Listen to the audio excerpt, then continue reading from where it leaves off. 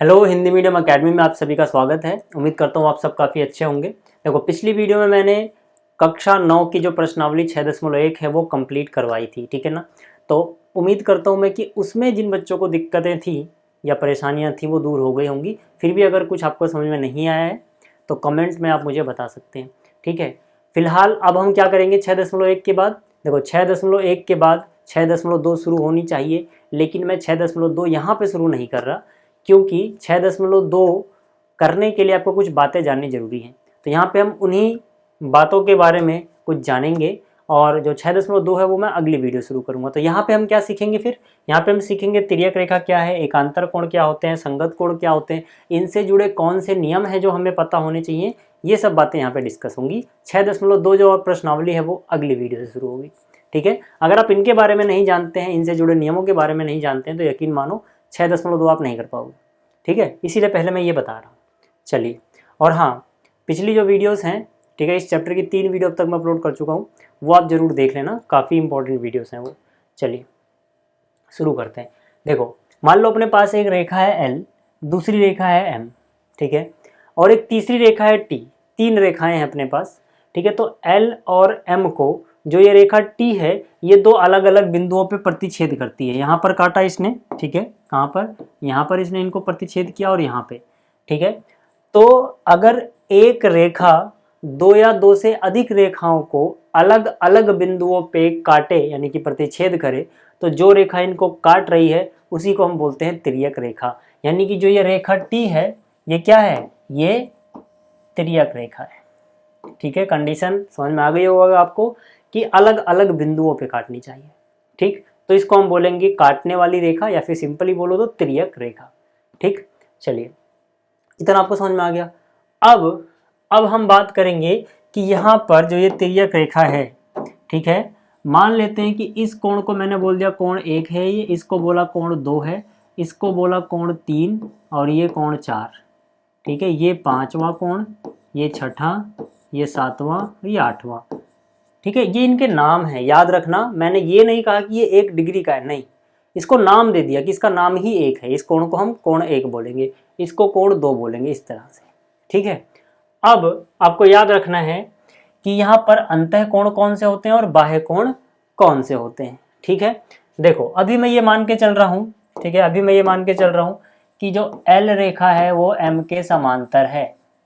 हालांकि अंतःबाह्य होने के लिए समांतर होना जरूरी नहीं है, लेकिन जो हम नियम पढ़ेंगे ना, ठीक है, अभी एकांतर कोण, संगत कोण, ठीक है, उनके लिए क्या है कि वो बराबर तभी होंगे जब रेखाएं समांतर हों। तो अभी मैं ये मान के चल रहा हूँ कि रेखाएं क्या है, समांतर है। कौन कौन सी, L और M, ठीक है। L रेखा जो है M के समांतर है, ठीक है, ये मैं मान के चल रहा हूँ। अब यहाँ पे अंतः कोण और बाह्य कोण सबसे पहले आपको पहचान में आनी चाहिए, ठीक है। तो देखो, इन दोनों रेखाओं के बीच में, यानी अंदर की तरफ, ठीक है, जो कोण है वो अंतः कोण है। मतलब कौन कौन से कोण अंतः कोण में आएंगे, कोण 4, 3, 5 और 6, ठीक है। कोण 4, कोण 3, कोण 5 और कोण 6, ये ऐसे कोण हैं जो इन दोनों रेखाओं के L और M के अंदर की तरफ है, बीच में है, ठीक है। तो इनको हम बोलेंगे 4, 3, 5 और 6 अंतः कोण है, ठीक है। और जो कोण बाहर है, मतलब इस लाइन के ऊपर, या फिर ये जो M वाली लाइन है इसके नीचे, ठीक है, यानी ऊपर वाले नीचे वाले, बाहर की साइड चला गया, ये भी बाहर की साइड चला गया, ठीक है। यानी कि 1, 2, 7 और 8, ठीक है, ये बाह्य कोण है। कोण 1, कोण 2, कोण 7 और कोण 8, ठीक है, ये क्या है, ये बाहर वाले कोण है, ठीक है। अब इससे क्या होगा, देखो अब आपको समझ में आएगा यहाँ पर, ठीक है। फिर से मैं बोल रहा हूँ, ये L, M और ये तिर्यक रेखा T, ठीक है। मैं क्या मान के चल रहा हूँ कि L M के समांतर है। अगर L M के समांतर होगी तो एकांतर अंतः कोण आपस में बराबर होंगे, और एकांतर बाह्य कोण भी आपस में बराबर होंगे, ठीक है। अब ये कौन कौन से कोण होते हैं, ठीक है, ठीक है। एकांतर अंतः कोण का क्या मतलब है, देखो, पहली बात तो दोनों कोण ये अंतः वाले होंगे, अंदर वाले होंगे। दूसरी बात, एकांतर होने का मतलब है एक इस तरफ से होना चाहिए, एक इस तरफ से होना चाहिए, एक यहाँ ऊपर से, एक यहाँ नीचे से। जैसे अगर मैं बात करूं कोण 4 की, तो इसका एकांतर कोण होगा कोण 6, ठीक है, क्या बोला मैंने, अगर मैं कोण 4 की बात करूंगा, ठीक है, किसकी, कोण 4 की, तो इसका एकांतर अंतः कोण होगा कोण 6। और आपको याद रखना है कि अगर रेखाएं समांतर हैं, ठीक है, तो एकांतर अंतः कोण आपस में बराबर होते हैं। ठीक, इसी तरह से जो कोण 3 होगा इसका एकांतर अंतः कोण होगा 5। ठीक है, मतलब एक उस तरफ से लेना है ऊपर से, तो एक इस तरफ से नीचे से, यानी कि कोण 3 और कोण 5 एकांतर अंतः कोण है। और अगर रेखाएं L और M समांतर हैं तो ये बराबर होंगे। याद रखना, अगर ये बराबर नहीं होंगे तो रेखाएं समांतर नहीं होंगी। ठीक है, ये समझ में आ गया।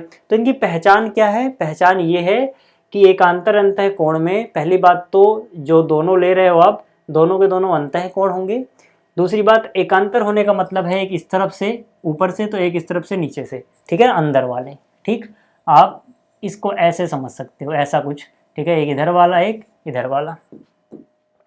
ठीक, इसी तरह से नीचे क्या लिखा है मैंने, एकांतर बाह्य कोण, मतलब बाहर बाहर वाले। ठीक है, एक ऊपर से एक नीचे से, एक इस तरफ वाला एक इस तरफ वाला लेना है। ठीक है, जैसे इस तरफ वाला बाहर वाला कोण 1, तो इस तरफ वाला बाहर वाला कोण 7, तो मतलब 1 और 7, कोण 1 और कोण 7, ये एकांतर बाह्य कोण है। और अगर रेखाएं समांतर हैं तो ये बराबर होंगे। याद रखना, ये बराबर तभी होंगे जब रेखाएं समांतर हैं L और M। ठीक, इसका उल्टा भी कह सकते हो आप कि अगर हमें ये ना पता हो कि रेखाएं बराबर थी कि नहीं, और हमने देखा एकांतर कोण बराबर हैं, तो रेखाएं समांतर ही रही होंगी। ठीक, तो जैसे एक 7 के बराबर आया, वैसे ही एक अगर मैं इस तरफ का लूं तो इस तरफ क्या मिलेगा, बाहर बाहर वाला 8, यानी 2 के बराबर होगा 8, यानी कोण 2 जो है कोण 8 का एकांतर बाह्य कोण है, और ये आपस में बराबर होंगे। तो इतना बात आपको समझ में आ गई कि एकांतर अंतः कोण क्या होते हैं, और अगर रेखाएं समांतर हो तो ये आपस में बराबर होते हैं। तो आप याद रखना, 4 6 के बराबर होगा, 3 5 के बराबर, 1 7 के बराबर, 2 8 के बराबर। ठीक है, ये बातें आपको याद रखनी है। इनसे जुड़ा नियम यही है कि अगर रेखाएं समांतर होंगी तो एकांतर कोण बराबर होंगे, चाहे वो अंतः वाले एकांतर हो या बाह्य वाले। और अगर हमें ये नहीं पता रेखाएं थी कि नहीं और ये कोण बराबर आ गए, तो पक्की बात है रेखाएं समांतर रही होंगी। ठीक है, मतलब अगर रेखाएं समांतर तो ये कोण बराबर, और अगर ये कोण बराबर तो रेखाएं समांतर ही रही होंगी। ये नियम आपको अपने दिमाग में फीड कर लेना है। ठीक है, इसको भूलना मत। चलिए अब आगे चलते हैं। अब अपने को पढ़ना है संगत कोण। ठीक है, संगत कोण हम कैसे पहचानेंगे, इनको पहचानना और आसान है। पहली बात, संगत कोण जो होते हैं वो एक ही तरफ होंगे, जो तिर्यक रेखा है उसके इस तरफ या उस तरफ, दोनों के दोनों। ठीक है, दूसरी बात, अगर आप एक कोण इस लाइन के ऊपर वाला ले रहे हो तो दूसरा इस लाइन के ऊपर वाला लोगे। जैसे अगर मैं बात करूं कोण 1 की, तो इस लाइन के ऊपर है तो कोण 5 के बराबर होगा वो। ठीक है, तो क्या हो गया, ये कोण 1 किसके बराबर हो गया, कोण 5 के। ठीक है, कोण 1 और कोण 5 क्या होंगे, संगत कोण। अगर ये रेखाएं समांतर हैं तो ये आपस में बराबर भी होंगे। ठीक, इसी तरह से अगर मान लो मैं इस लाइन के, ठीक है, जो M लाइन है इसके नीचे वाला कोण देख रहा हूं, तो इसका संगत कोण क्या होगा, इस N वाली लाइन के नीचे वाला, उसी तरफ, मतलब इसी तरफ, यानी 4 और 8। ठीक है, तो मैं यहां से कह सकता हूं कि कोण 4 बराबर होगा कोण 8 के संगत कोण है। इसी तरह से अगर मैं कोण 2 देख रहा हूं तो 2 का संगत कोण होगा, देखो M के ऊपर है तो ये N के ऊपर वाला इसी तरफ, यानी 6, तो 2 और 6 आपस में संगत कोण है। कोण 2 और कोण 6 आपस में संगत कोण है, और अगर रेखाएं समांतर हैं तो ये बराबर होंगे। ठीक, इसी तरह से जो कोण 3 है इस लाइन के नीचे है, तो इस लाइन के नीचे क्या है, कोण 7, तो हम यहाँ से कह सकते हैं कि कोण 3 और कोण 7 कैसे कोण है, संगत कोण, और अगर रेखाएं समांतर हैं तो ये बराबर होंगे। आप इसको ऐसे भी कह सकते हो कि अगर रेखाएं समांतर तो संगत कोण बराबर। इसका उल्टा भी होगा कि अगर संगत कोण बराबर हैं तो रेखाएं समांतर ही रही होंगी। ठीक है, ये सब प्रमेय वगैरह आपकी किताब में दी गई हैं, बट जब मैं प्रमेय सिद्ध कराऊंगा वो कोई और वीडियो होगी, तो यहाँ पे मैं हल्का हल्का बताता चल रहा हूँ बस। ठीक, तो ये आपको समझ में आ गया संगत कोण किसे कहते हैं। अब क्या है, अब है तिर्यक रेखा के एक ही ओर के अंतः कोण। ठीक है, चाहे आप बोलो कि तिर्यक रेखा के एक ही ओर के अंतः कोण, या फिर आप बोलो क्रमागत अंतः कोण, या फिर आप बोलो संबंधित कोण, या फिर आप बोलो सह अंतः कोण, सब एक ही बात है। जब हम सवाल कर रहे होंगे तो हम ज़्यादातर ये वाला नाम यूज करेंगे, सह अंतः कोण। ठीक है, जब हम सवाल कर रहे होंगे तो सह अंतः कोण में बोलूंगा, आप समझ जाना। ठीक है ना। देखो यहां पर क्या मतलब हो इसका, देखो यहां से बिल्कुल क्लियर हो जाएगा कि तिर्यक रेखा के एक ही ओर के दोनों अंतः कोण ले लो। ठीक है, जैसे तिर्यक रेखा, ठीक है, यहाँ पे आपको दिख रही होगी कि ये है भैया अपनी तिर्यक रेखा। ठीक है, इसको थोड़ा डार्क से दिखाते हैं, और ये अपनी क्या है, तिर्यक रेखा। अब तिर्यक रेखा के एक ही तरफ के, चलो मैं इस तरफ की बात करता हूँ, तो ये भी अंदर वाला कोण है और ये भी अंदर वाला कोण है ना। देखो ये रही तिर्यक रेखा जो दोनों काट रही है, ये भी अंदर वाला, ये भी अंदर वाला, तो ये साथ के अंदर वाले कोण हैं, जिनको हम क्या क्या बोल सकते हैं, इनमें से कुछ भी। ठीक है, तो मतलब कोण 4 और कोण 5। ठीक है, इसको मिटा दो एक बार। देखो तो यहाँ पे मैं कहूँगा कि कोण 4 और कोण 5 क्या होंगे, चाहे आप इन्हें सह अंतः कोण बोलो, चाहे आप संबंधित कोण बोलो, चाहे क्रमागत अंतः कोण बोलो, कुछ भी इनमें से बोल सकते हो। आपको कंडीशन याद रखनी है कि अगर ये लाइन होनी चाहिए, अगर, ठीक है, अगर LM ये वाली लाइन समांतर है तो इनको जोड़ के आता है 180। ठीक, पहली बात देखो ये बहुत जगह यूज होगा भाई साहब। ठीक है, ये बहुत जगह यूज होगा, इसको सही से ध्यान रखना कि तिर्यक रेखा के एक ही तरफ के अंतः कोणों का योग 180 डिग्री होता है अगर ये रेखाएं L और M समांतर थी तो। इसका उल्टा भी होता है। इसका उल्टा मतलब अगर हमें ये नहीं पता था कि रेखाएं समांतर हैं या नहीं, और हमने देखा सह अंतः कोणों का योग 180 है, तो पक्की बात है रेखाएं समांतर रही होंगी। ठीक है, दोनों होगा, रेखाएं समांतर तो इनको जोड़ के 180 आएगा, और अगर इनको जोड़ के 180 आ गया तो रेखाएं समांतर रही होंगी। ठीक है, इसी तरह से ये है अपनी तिर्यक रेखा। अब इसके उस तरफ वाले दोनों अंतः कोण भी तो हैं भाई, उस तरफ वाले ये दोनों ही तो अंतः कोण है, 3 और कौन है ये 6। ठीक है, तो हम बोलेंगे कि भैया 3 और 6, ठीक है, कोण 3 और कोण 6 जोड़ के भी 180 आएगा, क्योंकि रेखाएं समांतर हैं और ये सह अंतः कोण है। तो जब भी रेखाएं समांतर हों तो सह अंतर कोणों का योग, अंतः कोणों का योग 180 डिग्री होता है, या फिर तिर्यक रेखा के एक ही ओर के अंतः कोणों का योग 180 होता है। ठीक, ये बातें समझ में आ गई। अब देखो अगर आपको 1 2 3 4 5 6 7 8 ये 8 कोण हैं, इन 8 कोणों में से कोई एक भी कोण पता है, ठीक है, तो आप सारे के सारे कोण पता लगा सकते हो बाकी के बचे हुए। यही हमारा अगला छोटा सा सवाल है। ठीक है, इसको करते हैं, इसको करने से काफ़ी कुछ क्लियर हो जाएगा। ठीक है, कैसे, देखो क्वेश्चन क्या है, ये अपना प्रश्न है। क्वेश्चन है यदि L समांतर M है, मतलब यहाँ पे L और M समांतर दी गई है पहली बात, ठीक है, और कोण 1 100 डिग्री है। जो कोण 1 है ये कितना है, 100 डिग्री है। ठीक है, कोण 1 100 डिग्री है, तो बाकी सभी कोण ज्ञात कीजिए। कैसे ज्ञात करेंगे, देखो यार, जो कोण 1 है, ठीक है, कोण 1 पहली बात है वो कोण 3 के बराबर हो जाएगा। ठीक है, कोण 1 तो हमें 100 डिग्री दिया हुआ है, कोण 3 के बराबर, यानी कोण 3 और कोण 1 बराबर है। कैसे बराबर है, याद करो, कोण 3 कोण 1 के बराबर होगा। कैसे कोण है ये, शीर्षाभिमुख। इनके बारे में पिछली वीडियो में बता चुका था, इसीलिए यहाँ पर नहीं बताया, शीर्षाभिमुख कोण। ठीक है, क्या बताया था मैंने, जब भी दो रेखाखंड या दो रेखाएं ऐसे काटें तो फिर ये आमने सामने वाले कोण, ये वाला कोण इसके बराबर होगा और ये वाला कोण इसके बराबर होगा। ठीक है ना, तो यहाँ पे जरा देखो, यहाँ पे देखोगे तो ये और ये काट रही हैं, तो ये आमने सामने वाले कोण नहीं है क्या, तो 1 और 3 आपस में बराबर होंगे। ठीक है, तो 1 तो हमें पता ही है, 3 निकालना है, तो मैंने क्या कहा, मैंने कहा चलो ठीक है यार,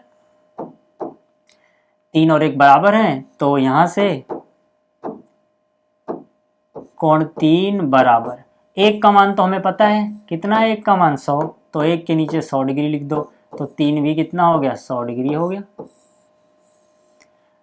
ठीक है, दूसरी बात 2 भी आसानी से निकाल सकते हो। कैसे, 1 और 2 जोड़ोगे 180 आएगा, कोण 1 जमा कोण 2 बराबर 180। क्यों आएगा भाई, रैखिक युग्म है, इनके बारे में बताया था। ठीक है, रैखिक युग्म है। ठीक, रैखिक युग्म क्या होते हैं ये भी मैंने आपको बताया था पिछली वीडियो में कि भाई अगर एक रेखा ऐसे है, कोई किरण उसको ऐसे काट रही है बीच में से, तो ये वाला कोण क्या होंगे, रैखिक युग्म जोड़ के आएगा 180।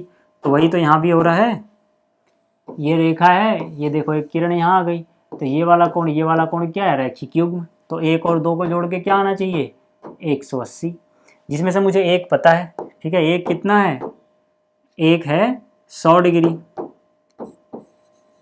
जमा में कोण 2 बराबर 180। तो कोण 2 कितना आ गया, 100 माइनस में जाएगा, 180 में 100 घटाओगे 80 डिग्री। ठीक है, कोण 2 पता लगा। जैसे ही कोण 2 पता लगा, कोण 4 पता लग जाएगा। आपको तो पता लग गया होगा ना, शीर्ष भूमि कोण है आमने सामने के, तो कोण 2 पता है तो कोण 4 भी 2 के ही बराबर होगा, यानी ये भी 80 ही होगा। ठीक है ना, सीधा ही लिख दिया मैंने। दूसरी बात क्या, ठीक है, अब इसके बाद आप क्या कर सकते हो, जैसे आपको एक पता है, अब मैं सीधा यहाँ लिख दे रहा हूँ, सीधा मैं यहाँ लिख रहा हूँ, देखो क्योंकि यहाँ पर लिखने में बहुत टाइम लगेगा, आपको समझाना ही तो है। एक कितना था, 100 डिग्री।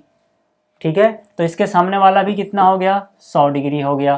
ठीक है, ये 100 था तो ये 80 हो गया, क्योंकि 100 और 80 जोड़ के 180 आएगा। ये 80 था तो इसके सामने वाला भी 80 हो गया। ठीक है, अब जो एक है इसका बाह्य एकांतर कोण 7 होगा, एक बाहर वाला इधर का और एक इधर का। ठीक है ना, तो अगर वो 100 है तो ये भी 100 हो जाएगा।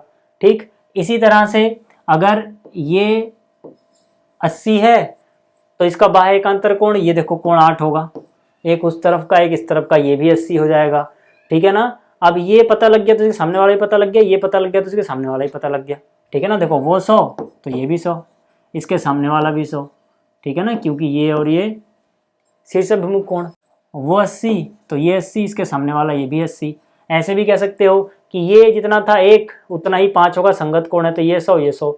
मतलब बहुत सारे नियम है आपके पास, संगत कोण तो भी हमने इस्तेमाल भी नहीं किया तब भी सारे निकल गए। ठीक है ना, तो मतलब क्या है कि अगर आपको एक कोण पता हो तो आप सारे कोण इस तरह से पता लगा सकते हैं। ठीक है भाई, तो उम्मीद करता हूँ आपको ये वीडियो समझ में आई होगी। अगली वीडियो में 6.1 शुरू करूँगा, तब हम सारे सवाल कायदे से करेंगे, आसानी से, मतलब सही तरीके से। यहाँ तो मैंने ऐसे ही बता दिया कि ये इतना है तो वो उतना होगा।